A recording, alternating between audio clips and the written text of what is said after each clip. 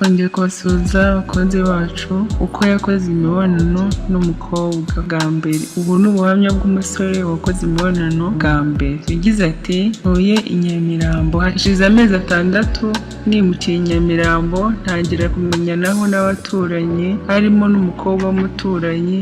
Nakundaga kubyuka nkora siporo nambaye akamayo do siporo, umukobwa agakunda kumvugisha dore ko inyubako yabo yatumaga asa n'undi hejuru, akambwira ko umubiri wanjye wubakitse neza.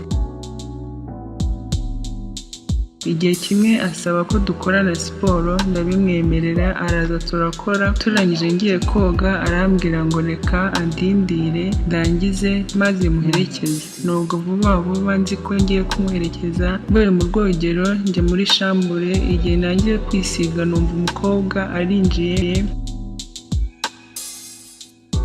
ahita afata mu nda ahereye inyuma, amanura amaboko afata imboro yanjye nayo iramwikiriza vuba ihita ishyukwa. Narahindukiye mpita ntangira kumusoma cyane, ariko afashe imboro yanjye nanjye ntangira kumukora mu gituba, dore ko yari yambaye akantu katamufashe cyane. Uko nkoze ku gashyimbo agakanda imboro, gezaho ntangira konka amabere ye, njombaga urutoki mu gituba cye, numva atangiye kumisha utuzi dushyushye ariko yitse imitima akanahumagira. Twahise tujya ku buriri musisekamo imboro, yahise akanura amaso cyane ngira ngo arapfuye, dore ko imboro nayo itari ngufi. Yatangiye kumucumita nk'inshuro 20. Yatangiye kuzana ibintu bimeze nk'igikoma mu gituba cye bisa n'umweru. Nahise mbona ko yashyuka cyane, ntangira guswera nerekeza kuri rugongo, imboro nyitsibagura kuri rugongo nkajya nyikubita,